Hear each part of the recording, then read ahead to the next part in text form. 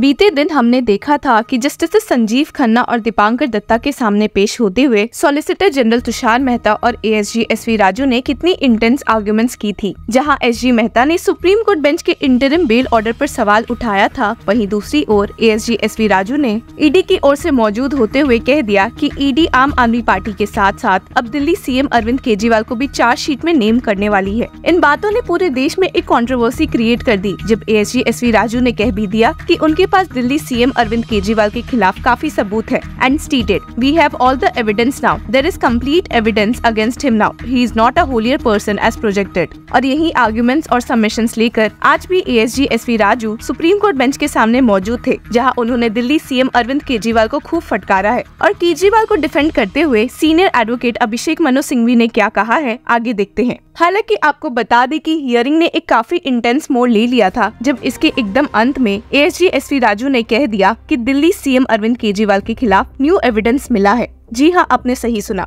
ये बात तब उठी थी जब ईडी को फटकारते हुए सीनियर एडवोकेट अभिषेक मनु सिंघवी ने कहा कि इस केस में ईडी के पास कोई भी न्यू स्टेटमेंट्स या एविडेंसेस नहीं है and that how did Kejriwal use convert conceal project proceeds of crime, not a word about that, every material in grounds of arrest predates July August 2023, total 15 persons, I have included hawala operators also, this was all evidence before August 2023, what is new about Kejriwal. ये सब सुनकर तो ASG SV Raju काफी भड़क गए और senior advocate Abhishek Manu Singhvi को फटकारते हुए कहा, he gets on my nerves when he makes such submissions। हालांकि जस्टिस संजीव खन्ना ने यहाँ पर कहा कि if it is wrong it will go against him, पर इसके बाद दोनों में बहुत झगड़े हो गए, जिस पर बेंच ने दोनों को ही डांटते हुए कहा कि वे एक दूसरे को एड्रेस नहीं कर रहे हैं पर सुप्रीम कोर्ट बेंच को कर रहे हैं। और इसके बाद ही एएसजी एसवी राजू ने बॉम्ब फोड़ते हुए कहा, I have put in written submissions. Now we have found chats between Kejriwal and हवाला operators। ये सुनकर तो सीनियर एडवोकेट अभिषेक मनु सिंघवी का पारा हाई हो गया और उन्होंने फटकारते हुए कहा, This is for court or media. Was he suppressing this till today?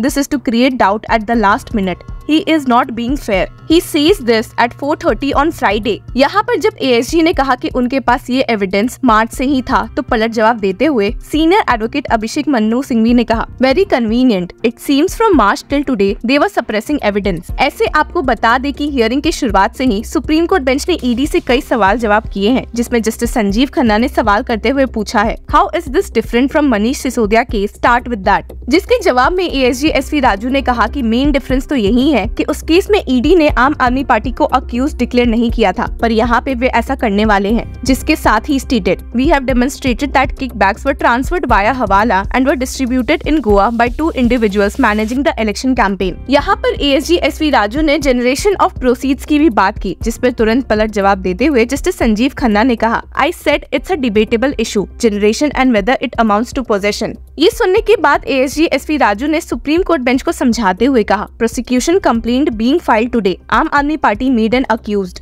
ये सब सुनने के बाद जस्टिस संजीव खन्ना ने एएसजी एसवी राजू से सवाल करते हुए पूछ लिया, where have you said all of this in your reasons to believe? जिसके जवाब में एएसजी ने कहा कि ये रीजंस टू बिलीव में नहीं बल्कि ग्राउंड्स ऑफ अरेस्ट में मौजूद है। लेकिन ये सुनकर तो जस्टिस संजीव खन्ना शॉक हो गए और एएसजी से सवाल करते हुए पूछ लिया, how will you not give reasons to believe, how will you prove this? जिसपे एएसजी ने कहा कि उन्हें ये प्रूव करने की जरूरत ही नहीं है। यहाँ पर जस्टिस संजीव खन्ना ने दूसरा सवाल करते हुए पूछा, how will he petitioner challenge those reasons? जिसके जवाब में वापस से एएसजी ने कहा, as per the Pankaj Bansal judgement he does not have to. ये सुनकर तो जस्टिस संजीव खन्ना काफी शॉक्ड हो गए और मना करते हुए कहा कि ऐसा नहीं हो सकता है। आगे जस्टिस संजीव खन्ना ने एएसजी से सवाल करते हुए पूछा, There is a judgment by Justices Gawai and Mehta. Did it draw distinction between reasons to believe and grounds of arrest? How will he challenge the reasons to believe? जिसके जवाब में ASG ने कहा कि अभी तक बेंच को कोई ऐसा मौका नहीं मिला था कि वे बैठकर इन दोनों टर्म्स में डिस्टिंग्विश कर पाए and stated, The reason to believe is based on the material available to him. In criminal law, they are not entitled to any copies before the charge sheet is filed. Otherwise, evidence could be tampered with and witnesses could be threatened. हालांकि justice Sanjeev Khanna ने clear करते हुए कहा कि I did not delve into the transfer of money in the Sisodia case because the Aam Aadmi Party was not included as a party. If they had used the term guilty in section 19 and not guilty in section 45, then everyone would have been arrested. लेकिन यही point समझाते हुए ASG ने पलट जवाब दिया और कहा,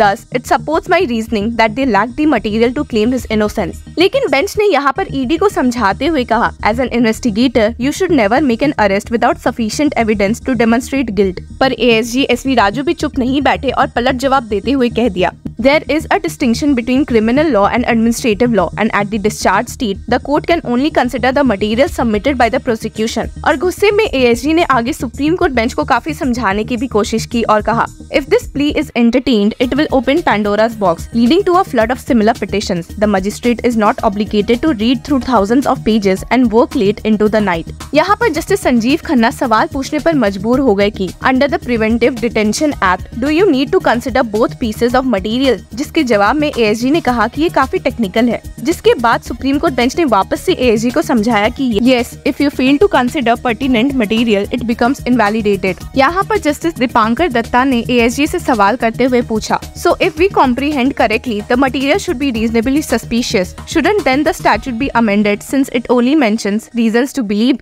जिसके जवाब में ASG ने फटकारते हुए केजरीवाल को कहा, The severity of the offence will vary at each stage. Their defence regarding 9 statements can't be gone into at the discharge stage. How can it be looked at in context of arrest? Unheard of. यहाँ पर justice Dipankar Datta के सवाल नहीं खत्म हुए और उन्होंने ASG से पूछा, Then the statute would be based on the material in his possession. The legislature is not presumed to use redundant words. Why include the phrase material in his possession that a person is guilty of? हालांकि ASG ने supreme court bench को समझाते हुए कहा कि Delhi CM Arvind Kejriwal के पास खुद को डिफेंड करने के लिए कुछ नहीं है and stated, He hasn't shown anything that addresses the crux of the issue. All he presents is ambiguous, which undermines the credibility of the matter. He doesn't argue that the reasons to believe are flawed, etc. On the facts, he lacks a case. His sole argument revolves around the law. लेकिन यहाँ पर senior advocate Abhishek Manu Singhvi ने केजरीवाल को favour करते हुए कहा, The entire charge amounts to 100 crores. This charge dates back to August 2023, which is old news. In March 2024, arrests were made, yet no money has been transferred. जिस पर सुप्रीम कोर्ट बेंच ने तर्क देते हुए कहा, The law mandates providing grounds for arrest, not reasons to believe. यहाँ पर senior advocate Abhishek Manu Singhvi ने वापस से दोहराते हुए कहा, My friend has entirely rewritten section 19. The threshold set in section 19 is so high that obtaining bail becomes practically impossible. जिस पर सुप्रीम कोर्ट बेंच ने कहा कि there is a distinction between the grounds for arrest and the reasons to believe. Now they are claiming to possess evidence concerning hawala transfers from EP to Goa. They assert that there is material evidence available now. लेकिन इस बात को फटकारते हुए senior advocate Abhishek Manu Singhvi ने कहा, There is not even a trace of this material in the grounds of arrest. Many things are being presented indiscriminately. Now someone named Charanpreet Singh has emerged. Where does this Charanpreet Singh figure in the reasons to believe? The legislature has set a threshold in section 19 and the prosecutor is attempting to rewrite it. Supreme court bench को समझाते हुए senior advocate Abhishek Manu Singhvi ने कहा, In my view, there needs to be a thorough consideration of all relevant factors. No relevant issues should be disregarded, and the application of mind must be evident, including regarding any omissions. Before reaching a conclusion, it's essential to demonstrate a thoughtful consideration of both aspects. और अंत में justice Sanjeev Khanna ने कहा, Arguments heard, judgment reserved. Notwithstanding the same and without prejudice to rights and contentions, appellant can move the trial court for grant of bail in accordance with law. ये सुनकर senior advocate Abhishek Manu Singhvi ने कहा, Please say expeditiously. जिस पर justice Sanjeev Khanna ने कहा, Goes without saying, parties may file additional note documents within 1 week. और जिसके साथ ही ये मामला समाप्त हुआ। इसमें आपकी क्या राय है, हमें कमेंट सेक्शन में जरूर बताएं। Until then, keep following law चक्रा।